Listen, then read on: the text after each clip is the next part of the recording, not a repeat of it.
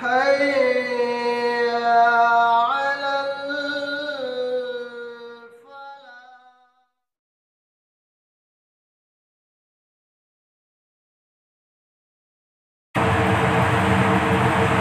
الحمد لله رب العالمين والصلاة والسلام على رسوله الكريم وبعد.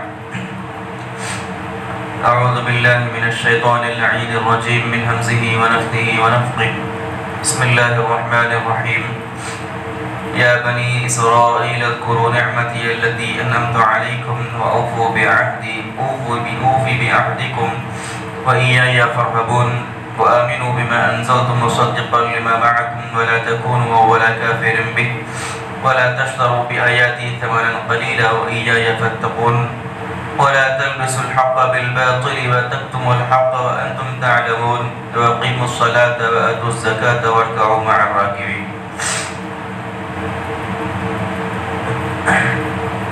اللہ رب العالمین نے پچھلے رکوع کے اندر تخلیق آدم کا مقصد، تخلیق آدم کی حکمتیں اور آدم علیہ السلام کی فرشتوں پر فضیلتوں کے بارے میں پچھلے رکوع کے اندر اللہ نے بیان کیا. اب اس رکوع کی چوتھے رکوع کی ابتدا اللہ رب العالمین نے یہودیوں سے خطاب کرتے ہوئے کی اور کہا کہ یا بنی اسرائیل اذکروا نعمتی التی انعمت علیکم، کہ اے بنی اسرائیل، اے اسرائیل کی اولاد، تم میری نعمت کو یاد کرو، وہ نعمت کہ جو میں نے تم پر کی ہے. وَأَوْفُوا بِعَهْدِي، میرے عہد کو، میرے وعدے کو تم پورا کرو. اوفی بعہدکم، میں تمہارے وعدے کو پورا کروں گا. وَإِيَّايَ فَارْهَبُونَ، اور مجھ سے ہی ڈرتے رہو. اللہ رب العالمین نے یہودیوں کو خطاب کرتے ہوئے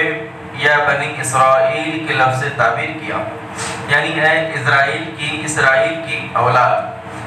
اسرائیل در حقیقت حضرت یعقوب علیہ السلام کا لقب تھا، اور حضرت یعقوب علیہ السلام کی جتنی اولاد پھیلی اور جتنی اولاد پیدا ہوئی ان کو بنو اسرائیل یعنی اسرائیل کی اولاد کے نام سے قرآن مجید نے یاد کیا. چونکہ حضرت یعقوب علیہ السلام کے 12 بیٹے تھے، اسی لیے یہودیوں کے 12 فرقے اور یہودیوں کی 12 جماعتیں دنیا کے اندر پھیلی. اللہ رب العالمین نے انہی سے خطاب کیا کہ اے یہود، اے اسرائیل کی اولاد، کہ تم میری نعمت کو یاد کرو جو میں نے تم پر کی ہے. یعنی اللہ رب العالمین نے بنی اسرائیل کو مختلف دنیاوی اور دینوی نعمتوں سے اللہ تعالیٰ نے ان کو نوازا تھا. ان یہودیوں کے اندر، بنو اسرائیل کے اندر اللہ رب العالمین نے بے شمار نبی اور رسول اللہ نے ان کے اندر بنائے تھے. تو اسی نبوت اور رسالت کی نعمت اور دینی اعتبار سے دنیا والوں کی قیادت کرنا اور دینی اعتبار سے دنیا والوں کی سرپرستی کرنا، یہ جو اعزاز اللہ تعالیٰ نے یہودیوں کو بخشا تھا، اللہ نے اسی تک کی جانب اس آیت کے اندر اشارہ کیا اور اس نعمت کو یہودیوں کو یاد دلایا کہ میری نعمت کو یاد کرو کہ میں نے اکثر و بیشتر دفعہ تم کو دنیا میں سربلندی عطا فرمائی. میں نے تم کو قیادت، حکومت اور سلطنت مختلف موقعوں پر عطا کی، لہذا یہ اللہ رب العالمین کی بڑی نعمت ہے. تو اللہ تعالیٰ نے نبوت اور رسالت کے احسان کو بھی یاد دلایا، ساتھ ہی ساتھ دنیا کے اندر جو برتری، جو مقام اور جو حکومت و سلطنت اللہ تعالیٰ نے یہودیوں کو وقتاً فوقتاً عطا کی، اس نعمت کو یہاں پر اللہ تعالیٰ نے یہودیوں کو یاد دلایا. اور اس نعمت کو یاد دلا کر اللہ نے کہا کہ میری نعمت کو تم یاد کرو اور میرے عہد کو تم پورا کرو. یعنی یہودیوں سے اللہ رب العالمین نے جو وعدہ اللہ کے رسول صلی اللہ علیہ وسلم اور قرآن مجید کے بارے میں لیا تھا، اس وعدے کو اللہ تعالیٰ نے یہودیوں کو یاد دلایا. یعنی یہودیوں کی کتاب تورات کے اندر اللہ رب العالمین نے آخری نبی محمد رسول اللہ صلی اللہ علیہ وسلم کے بارے میں آپ کی صفات، آپ کے کردار، آپ کی دعوت، آپ کی تعلیمات، آپ کی کتاب اور آپ صلی اللہ علیہ وسلم کے صحابہ کرام کی مکمل تفصیلات اللہ رب العالمین نے یہودیوں کی کتاب توریت کے اندر نازل فرمائی تھی اور ان سے وعدہ لیا تھا کہ جب یہ آخری نبی دنیا کے اندر ظاہر ہوں تو تمہارا یہ فریضہ ہے، تم پر یہ لازم ہے کہ تم اس آخری نبی پر ایمان لانا۔ تو ان کی کتاب کے اندر ہی خود اللہ رب العالمین نے آخر زمان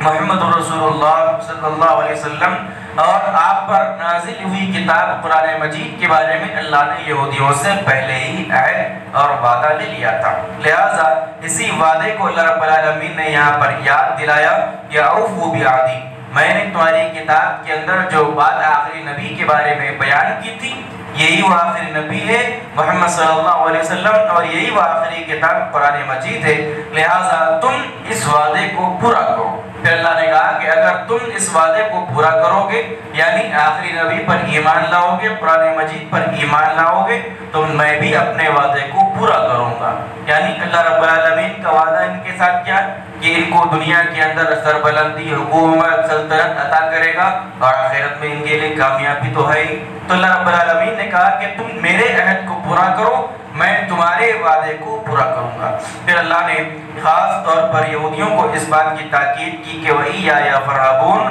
تمہارے لیے یہ لازم ہے، ضروری ہے کہ تم صرف اور صرف مجھ سے ہی ڈرتے رہو۔ پھر اللہ نے آگے ایک اور آیت میں کہا کہ وَآمِنُوا بِمَا أَنزَلْتُ مُصَدِّقًا لِمَا مَعَكُمْ، کہ اس چیز پر ایمان لاؤ کہ وہ کتاب جو میں نے نازل کی اور اس کتاب کے اندر اس کتاب کو میں نے تمہاری اوپر نازل ہوئی کتابوں کی تصدیق کے طور پر نازل کیا۔ یعنی اللہ رب العالمین نے قرآن مجید کو یہاں پر پچھلی انبیاء کی کتابوں کی تصدیق کے بارے میں بیان فرمایا۔ یعنی قرآن مجید پچھلے انبیاء کی جو کتابیں جو تعلیمات تھیں ان تعلیمات کی تصدیق کرنے والی کتاب ہے قرآن مجید۔ تو اللہ تعالیٰ نے یہودیوں کو یہی بات یاد دلائی کہ یہ قرآن مجید کوئی نیا کلام یا کوئی نئی دعوت قرآن پیش نہیں کر رہا ہے، قرآن کے اندر بھی وہی ساری توحید اور رسالت کی باتیں ہیں، آخرت کی باتیں ہیں کہ جو باتوں کو میں نے تمہاری کتابوں کے اندر نازل کیا۔ اللہ نے کہا کہ وَلَا تَكُونُوا أَوَّلَ كَافِرٍ بِهِ وَلَا تَشْتَرُوا بِآيَاتِهِ ثَمَنًا قَلِيلًا، اور تم قرآن مجید یا اللہ کے رسول صلی اللہ علیہ وسلم کا انکار کرنے والے نہ بنو، پہلے انکار کرنے والے یا پہلے کفر کرنے والے نہ بنو۔ اللہ تعالیٰ نے یہاں پر یہودیوں کو اس بات کی تاکید کی کہ تم کفر کرنے میں آگے یا پہل نہ کرو۔ اللہ رب العالمین نے جب اللہ کے رسول صلی اللہ علیہ وسلم کو مکے میں نبوت اور رسالت عطا کی، چند سال کے بعد ہی یہودیوں کو اللہ کے رسول صلی اللہ علیہ وسلم کی رسالت کا علم ہو گیا تھا۔ مدینے کے جو یہودی تھے ان کو معلوم ہو گیا تھا کہ مکے کے اندر آخری نبی محمد رسول اللہ صلی اللہ علیہ وسلم کا ظہور ہو چکا ہے، لہذا اس کے باوجود وہ لوگ مدینے کے اندر انکار کرتے رہے، حتیٰ کہ مدینے کے دوسرے لوگ یعنی انصار صحابہ وہ اللہ کے نبی صلی اللہ علیہ وسلم کی خدمت میں حاضر ہوئے اور انہوں نے اللہ کے نبی پر ایمان وہ لوگ لے کے آئے۔ تو اللہ رب العالمین نے کہا کہ اللہ تعالیٰ نے تمہاری کتابوں کے اندر جو تعلیم تم کو دے رکھی تھی اس تعلیم کے روشنی میں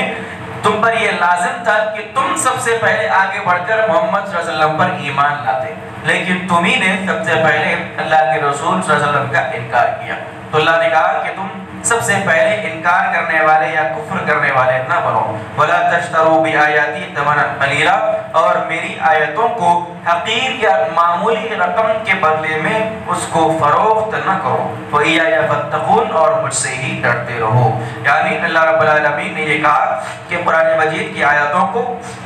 یا اللہ رب العالمین کی نازل کرتا کتاب کے اندر کی آیتوں کو تم دنیا کی حقیر رقم کے بدلے میں نہ فروخت کرو، نہ بیچو۔ یعنی اللہ رب العالمین نے یہودیوں کو یہ تاکید کی کہ تم قرآن کے بدلے میں اللہ کے وحی کے بدلے میں دنیا کو ترجیح نہ دو۔ دنیا تو ایک عارضی اور حقیر چیز ہے، ایک حقیر چیز کے بدلے میں تم اللہ رب العالمین کی تعلیمات کو، اللہ کی آیات کو نہ بیچو اور اللہ رب العالمین کی آیات کو نہ چھوڑو۔ پھر اللہ نے کہا کہ مجھ سے ہی ڈرتے رہو۔ پھر آگے ایک اور تاکید بنی اسرائیل کو اللہ رب العالمین نے کی اور کہا کہ وَلَا تَلْبِسُوا الْحَقَّ بِالْبَاطِلِ وَتَكْتُمُوا الْحَقَّ وَأَنْتُمْ تَعْلَمُونَ، کہ تم حق کو باطل کے ساتھ ملا کر بیان نہ کرو، حق اور باطل کو ایک دوسروں سے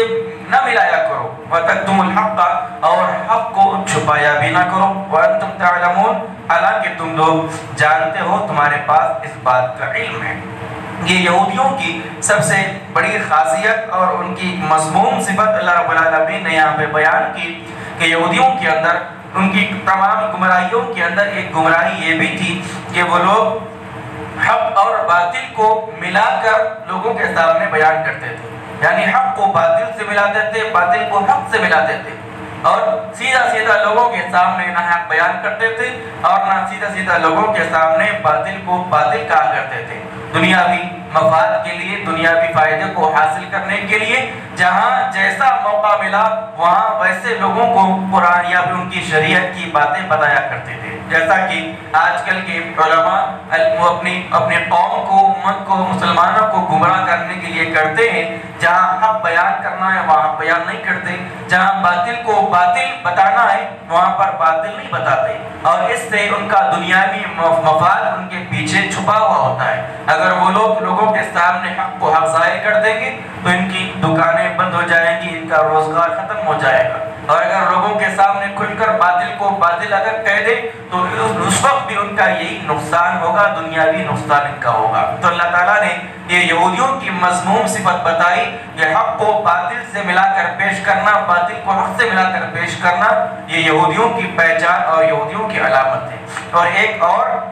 پہچان یہودیوں کی اللہ نے بتائی کہ وَتَكْتُمُ الْحَقَّ، کہ تم حق کو نہ چھپاؤ، حق بات کو چھپانا یہ بھی یہودیوں کی خاصیت اور یہودیوں کی مذموم صفت ہے، اور یہ چیز بھی حق بات کو چھپانے کی یہ مذموم صفت بھی آج امت مسلمہ کے علماء کے اندر، امت مسلمہ کے پڑھے لکھے لوگوں کے اندر بھی آ گئی ہے۔ مفاد کی خاطر، مصلحت کی خاطر، مصلحت کے نام پر حق بات کو چھپاتے، لوگوں کے سامنے حق بیان نہیں کرتے، اللہ رب العالمین کی احکامات کو بیان نہیں کرتے، اللہ کے رسول صلی اللہ علیہ وسلم کی سیدھی سیدھی سنتوں کو بیان نہیں کرتے، اور اس کو مصلحت کا نام دیتے ہیں۔ یہ وہ مصلحت جس کے اندر اللہ کی مخالفت ہوتی ہو، وہ مصلحت جس میں اللہ کے رسول صلی اللہ علیہ وسلم کی تعلیمات سے بغاوت ہوتی ہو، یہ مصلحت در حقیقت مصلحت نہیں بلکہ گمراہی اور ضلالت کا راستہ ہے، اور یہ ایمان والوں کا نہیں بلکہ یہودیوں کی مذموم صفت ہے۔ تو اللہ تعالیٰ نے